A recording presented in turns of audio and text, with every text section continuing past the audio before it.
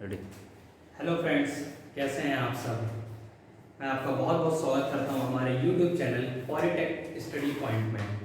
जैसा कि दोस्तों मैंने आपसे बताया था कि बहुत जल्द हम लोग वीडियोस लेके आने वाले हैं, तो आज मैं एक नए सब्जेक्ट की वीडियो के साथ शुरुआत कर रहा हूं अपने चैनल की। इसका नाम है अप्लाइड मैकेनिक्स। दोस्तों, जैसा कि आपको पता होगा, ये सब्जेक्ट फर्स्ट ईयर के सेकेंड सेमेस्टर का सब्जेक्ट है हमारे, जो कि बहुत ही ज़्यादा इम्पोर्टेंट है। दोस्तों, ये हमारा बेस है एक तरीके से। Some, strength of material, RCC, steel जैसे सब्जेक्ट्स को पढ़ने के लिए। तो आइए आज हम इस सब्जेक्ट का आरंभ करते हैं और आपको कुछ टॉपिक्स मैं बता देता हूँ सब्जेक्ट को स्टार्ट करने से पहले, जो कि हम इस सब्जेक्ट के अंदर कवर करने वाले हैं। तो जैसा कि हमारा पहला चैप्टर है इस सब्जेक्ट का, अप्लाइड मैकेनिक्स का, इंट्रोडक्शन टू मैकेनिक्स, जिसके अंदर हम सबसे पहले कवर करेंगे what do you mean by mechanics, what are the utilities of mechanics, उसके क्या क्या यूज हैं। उसके बाद कुछ बेसिक डेफिनेशंस जो कि हमारी फिजिक्स की हैं, जो कि बहुत ज़्यादा ज़रूरी है, क्योंकि mechanics is a branch of science and also physics is also a science. So यहाँ पे हम कुछ चीज़ें हैं जो डिस्कस करने वाले हैं, जैसे कि मोशन के बारे में हम डिस्कस करेंगे। मोशन क्या होता है, कितने प्रकार का होता है, डिस्टेंस क्या होती है, डिस्प्लेसमेंट क्या होता है, स्पीड क्या होती है, वेलोसिटी क्या होती है, एक्सीलरेशन क्या होता है, रिटार्डेशन क्या होता है। ऐसी बहुत सारी चीजें हम डिस्कस करने वाले हैं इस चैप्टर्स में। तो आइए धीरे धीरे हम शुरुआत करते हैं एक के बाद एक टॉपिक से। तो आइए सबसे पहले हम जानते हैं कि मैकेनिक्स क्या होती है। दोस्तों, मैकेनिक्स, जैसे कि मैंने डेफिनेशन लिखी हुई है यहाँ पे, it is the branch of science, it is the branch of science which deals with the study of forces and motion acting on a body।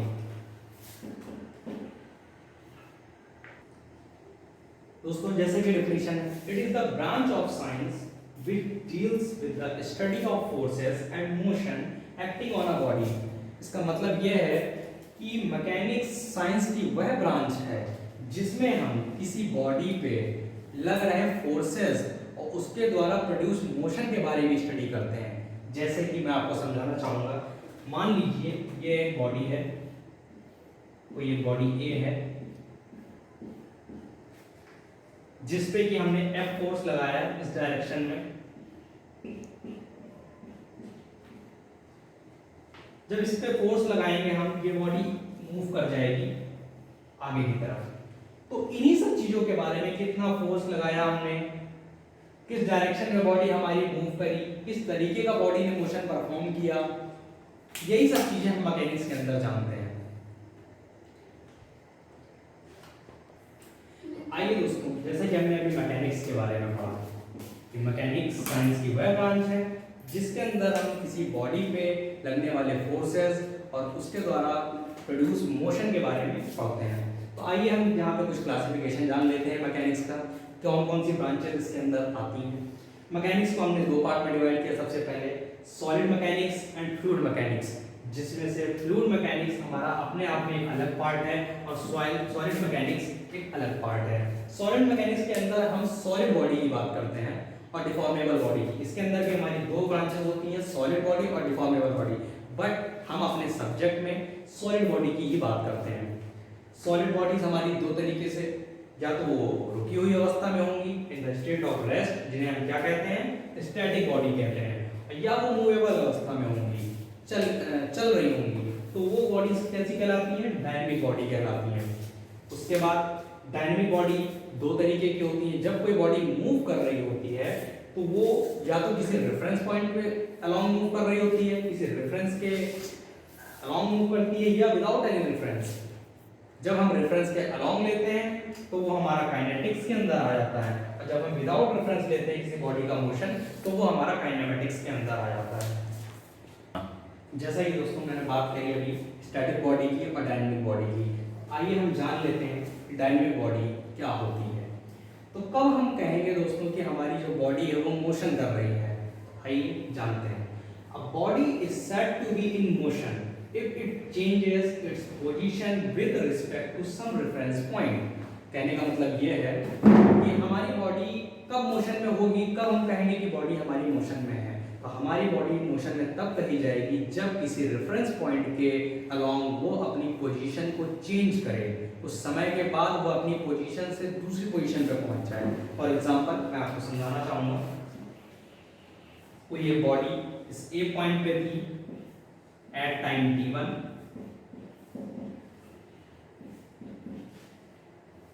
Bye applying some force on it, इस पे हमने कुछ बल लगाया तो ये body move कर गई और ये पहुंच गई बी पॉइंट पे एट टाइम t2।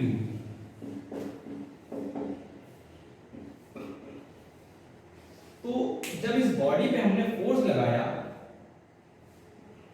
तो ये ए पॉइंट से बी पॉइंट की तरफ मूव कर गई, यानी कि इसकी रेफरेंस पोजीशन पहले ये थी, अब इसकी रेफरेंस पोजीशन के रिस्पेक्ट में ये बॉडी यहाँ पर आ गई। तो इसने अपनी प्लेस चेंज करी, पोजीशन चेंज करी, इसलिए ये बॉडी कैसी है, मोशन में है।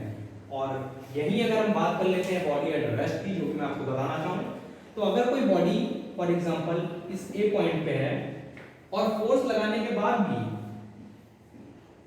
ये फोर्स लगाया हमने इस पे, एफ न्यूटन का फोर्स लगाया, और उसके बाद भी ये बॉडी फाइनली यहीं पे है, इसी ए पॉइंट पे है आफ्टर टाइम टी।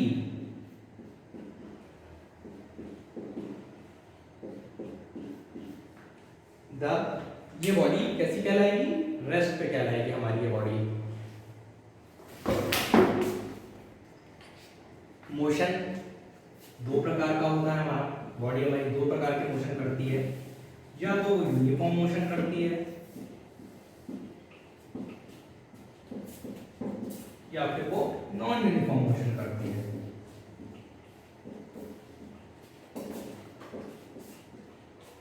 तो आइए एक बार जान लेते हैं कि यूनिफॉर्म मोशन क्या होता है और नॉन यूनिफॉर्म मोशन क्या होता है।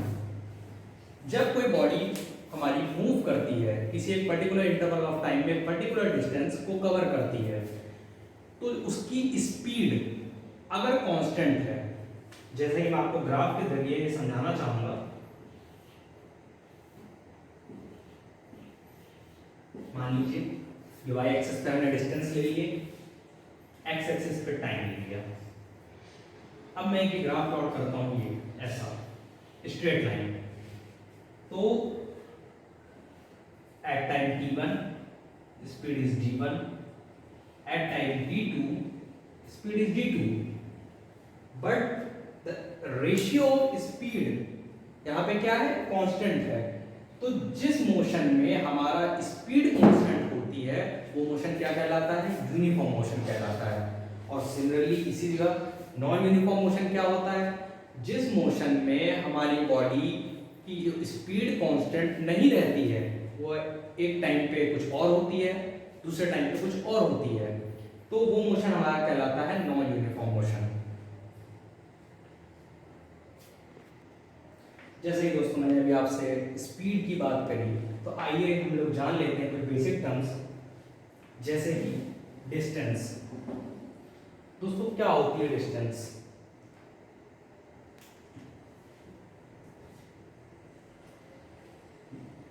दोस्तों डिस्टेंस जो हमारी होती है ना, वो होती है total length of the path travelled by a body. कहने का मतलब ये है मेरे कि फॉर एग्जांपल कोई बॉडी यहाँ पे थी, फॉर एग्जांपल राम है, राम का ये स्कूल है और ये होम है।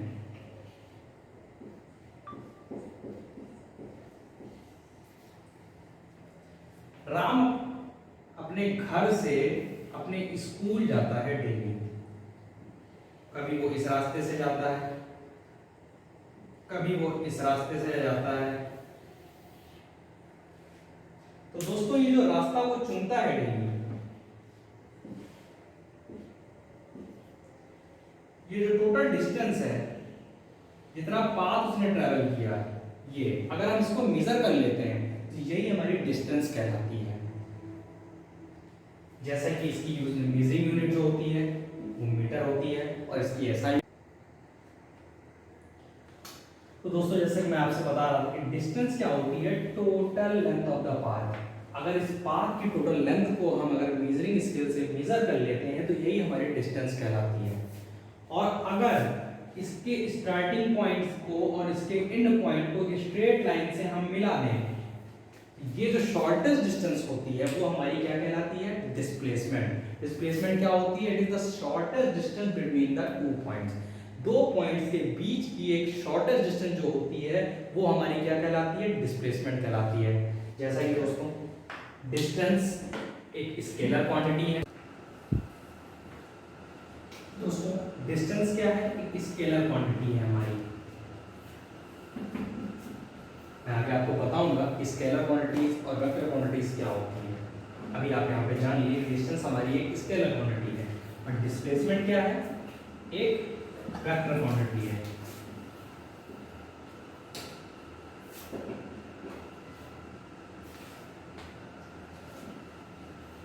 डिस्टेंस के पास केवल और केवल मैग्नीट्यूड होता है। जैसे कि हम डिनोट करते हैं कि राम यहाँ से कितनी दूरी चल के गया, तो 10 किलोमीटर चल के गया। अगर हम लिखते हैं 10 किलोमीटर केवल तो ये एक डिस्टेंस होगी। बट अगर हम लिखते हैं यहाँ पे 10 किलोमीटर ईस्ट, ये हमारी कहलाएगी डिस्प्लेसमेंट। क्यों? क्योंकि यहाँ पे सिर्फ मैग्नीट्यूड है और यहाँ पे मैग्नीट्यूड के साथ साथ डायरेक्शन भी डिनोट करी गई है, इसलिए एसआई यूनिट दोनों की, डिस्टेंस की भी मीटर ही होती है और डिस्प्लेसमेंट की भी एसआई यूनिट हमारी मीटर ही होती है।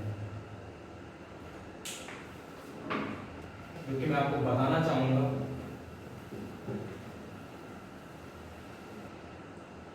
Displacement is always less than और इक्वल टू डिस्टेंस। मतलब डिस्प्लेसमेंट जो होता है वो हमेशा या तो बराबर होगा डिस्टेंस के या उससे छोटा होगा, उससे बड़ा नहीं हो सकता। क्यों? क्योंकि जैसा कि मैंने आपको डेफिनेशन में ही बताया था कि displacement is the shortest distance travelled by the body, इसलिए डिस्प्लेसमेंट हमेशा डिस्टेंस से छोटा ही होगा।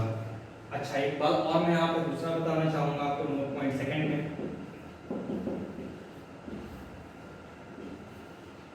Displacement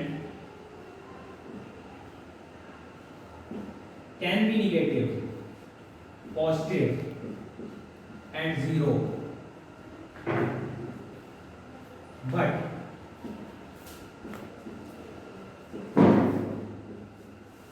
distance can not be zero.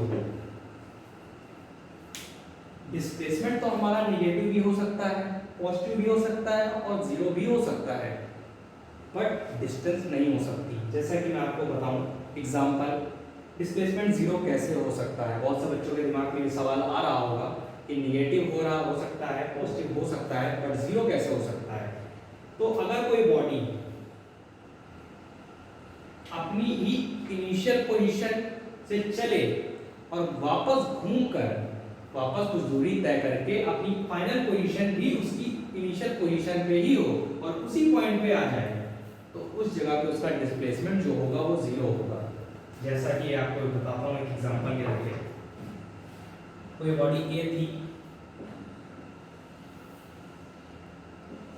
ये एक सर्कुलर मोशन कर रही थी, ये इस ए पॉइंट से चलती है और सर्कल का पूरा एक चक्कर लगाकर यहाँ पर आ जाती है वापस ए पॉइंट पे। तो ये डिस्टेंस तो यहाँ पे हो जाएगी आपकी कितनी, 2 पाई r, जितना इसका सर्कल का सरकमफेरेंस होता है। बट यहाँ पे डिस्प्लेसमेंट क्या हो जाएगा, जीरो, क्योंकि डिस्प्लेसमेंट क्या होता है, shortest distance travelled by the body. तो शॉर्टेस्ट डिस्टेंस तो यहाँ पे जीरो होगा क्योंकि इनिशियल पोजीशन और फाइनल पोजीशन दोनों सेम है, इसलिए।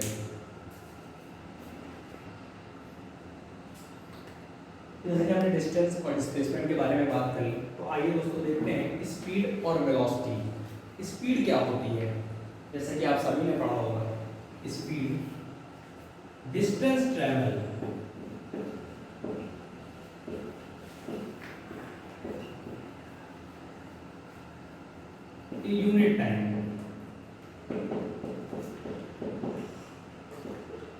Called speed.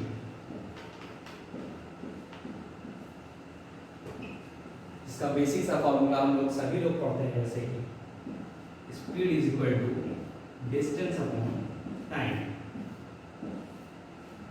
इसकी यूनिट होती है एसआई यूनिट होती है मीटर पर सेकेंड, क्योंकि डिस्टेंस की एसआई यूनिट होती है मीटर और टाइम की एसआई यूनिट क्या होती है दोस्तों, सेकेंड। तो यूनिट हो गई मीटर पर सेकेंड। अब जैसे डिस्टेंस हमारी स्केलर क्वांटिटी थी, वैसे ही स्पीड भी एक हमारी क्या है, स्केलर क्वांटिटी ही है।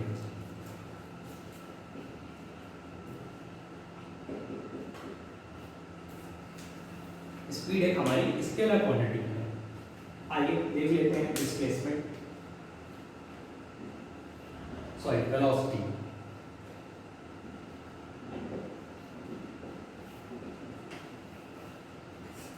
जब हम वेलोसिटी की बात करेंगे दोस्तों, तब हम बात करेंगे डिस्प्लेसमेंट की। तो डिस्प्लेसमेंट इन यूनिट टाइम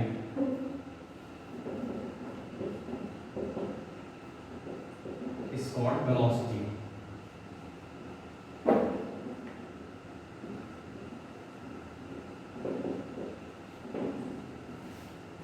इसका फॉर्मूला होता है डिस्प्लेसमेंट बराबर वेलोसिटी बराबर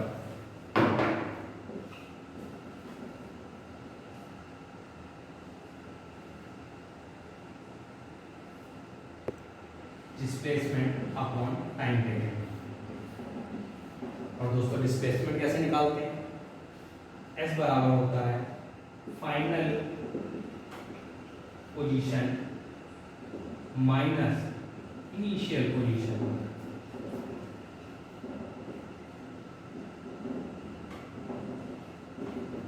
यहाँ से हम एस निकाल लेते हैं और गिवन टाइम इंटरवल में रख के हम उसकी वेलोसिटी फाइंड कर लेते हैं। जैसे कि डिस्प्लेसमेंट हमारी एक वेक्टर क्वांटिटी थी, वैसे ही वेलोसिटी भी एक हमारी वेक्टर क्वांटिटी ही है।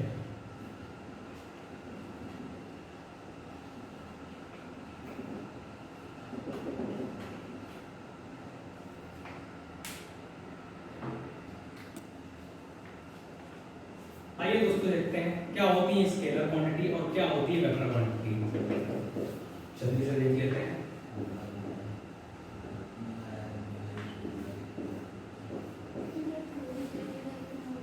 The quantities which only have magnitude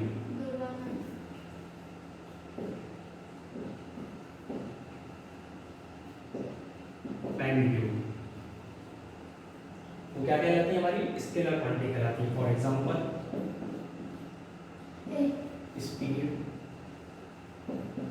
mass, weight, time etcetera. दोस्तों ये हमारी स्केलर क्वांटिटीज है। और वेक्टर क्वांटिटी क्या होती है, द क्वांटिटी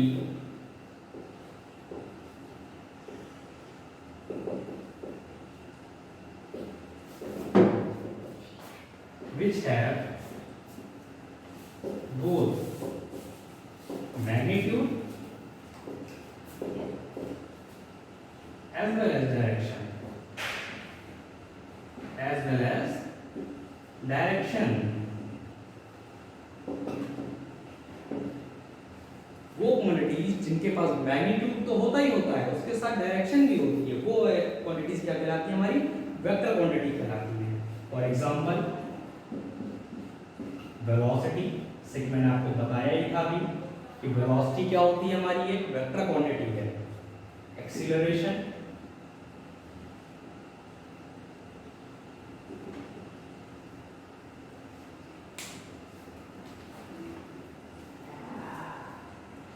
क्वांटिटीज है। दोस्तों जैसा कि मैंने आपको सभी टॉपिक्स पढ़ाए, आइए एक बार समराइज कर लेते हैं कि हमने क्या क्या पढ़ा। जैसे कि सबसे पहले हमने पढ़ा कि मैकेनिक्स क्या होती है,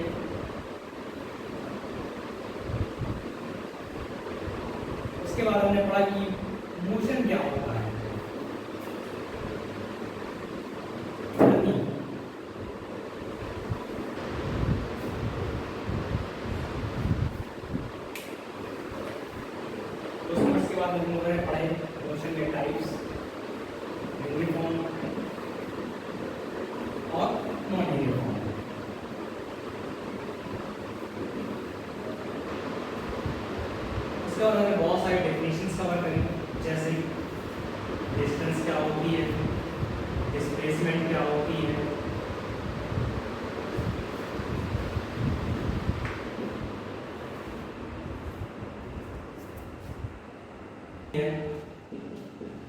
स्पीड क्या होती है, एक्सीलरेशन क्या होता है, ये सारी चीज़ें हमने कवर करी।